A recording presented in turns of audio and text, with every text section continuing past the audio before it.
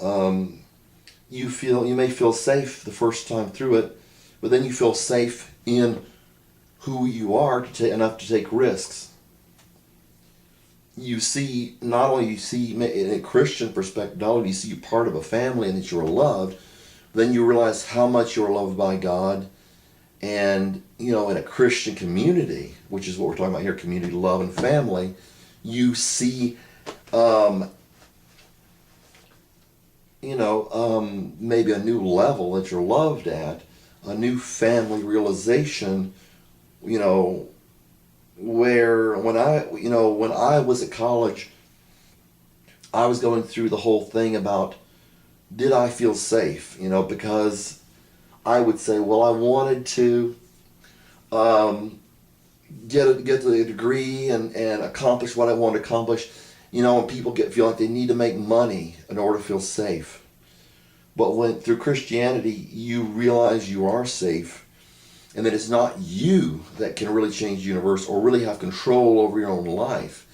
And realizing that that's okay is one of the things Christianity does for you. But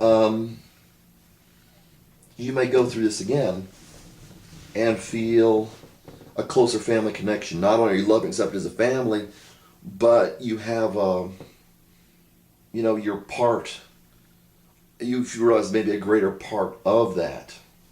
Just like once you get to transcendence and how we're all related for a non-Christian, you go through the physical thing again where you say, okay, I've transcended the fact that, all I need is just food, and let's think about healthy food. I've got safety. Now let's think about, well,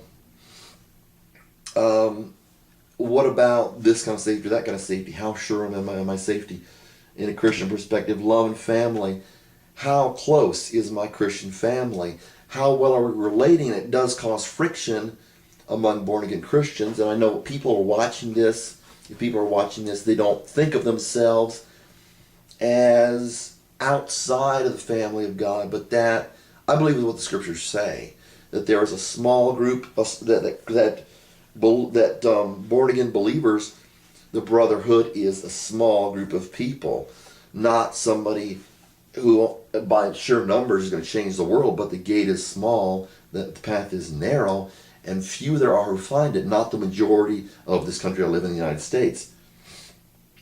A new level of esteem. Not only do you realize, you're important, but you realize maybe as a Christian going through this, you realize how important you are. And, you may say, this is my gift or whatever, spiritual gift, if you talk about that. This is what God has created me to be or do,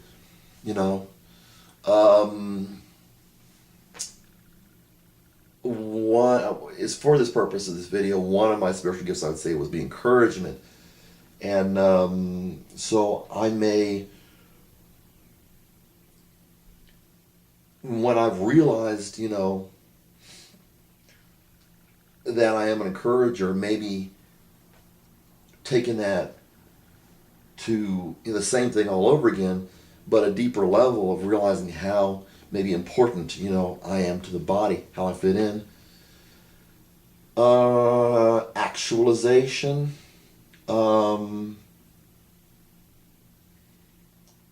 Again, you realize, everybody goes through this again, A kid may say, well, I'm really good at drawing, and then and then he becomes a graphic artist, right? He has a new appreciation for, his contribution, whether it be a Christian contribution or a worldly contribution. He has a new level of appreciation for himself and where he fits in it. You're valuable, but what are your contributions? And I was going to say, you may realize you have a valuable contribution, but if you don't feel good about yourself except for through this contribution, then there's a part of you that is really not actualized. All you're doing, psychologically what you're doing, is you're using so-called actualization. You're a human being. You're not a computer. You're not a machine. You're realizing, you're realizing your talents. You're saying, well, yeah, I have talents, but you're not feeling that, you have a contribution. And, and it goes through all this transcendence, But once again, knowing how you are a part in a Christian context, maybe knowing how you're a part of the world.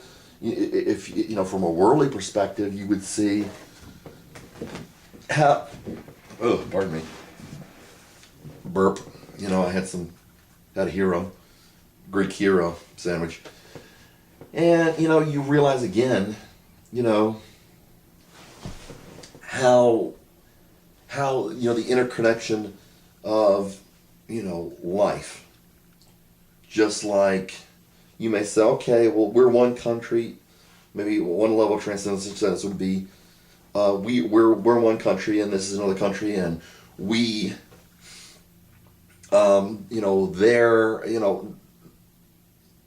there may be a different expression of what it means to be human, and you realize that although maybe we in the United States think a certain way, that they maybe in China think another way, but you realize that you're all humanity, not from a Christian perspective, not saying that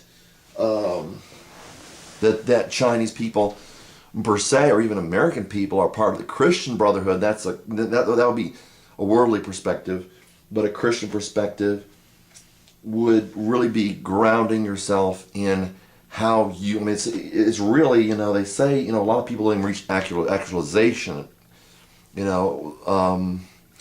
but realizing how you really are in the mix of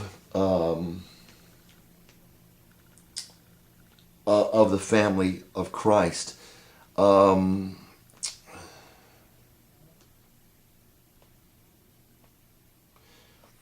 give an example, start out with actualization. People know what esteem is, and I really don't think people really typically feel self-esteem, or they wouldn't feel so forced. See, I'm nonconformist in a lot of ways, not as a reaction to make myself have esteem, but because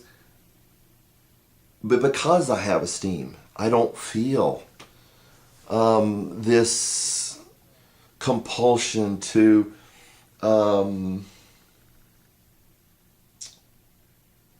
fit in to feel good. That's a false level of esteem. People say, well, everybody combs their hair one way. If I comb my hair differently, I don't feel feel like I have a lot of self-esteem. Then you're feeling good because you fit in. You're not feeling good because you have esteem. But you talk about actualization when you see in people who are more psychologically affected, you're going to get the drop down through these things to a more basic level. But with God ensuring that you keep on progressing without having to panic about physical safety or physical needs, safety, love, and family. You're loved. You're in the family of God. Christians would know that they are the bride of Christ. And once again, a Christian man or woman would not feel funny about, bride that's female, and I'm male, or I don't want to be the bride of Christ, that kind of thing. You don't feel with self-confidence and all that stuff, knowing you're loved. You don't feel uncomfortable with that analogy or what it implies.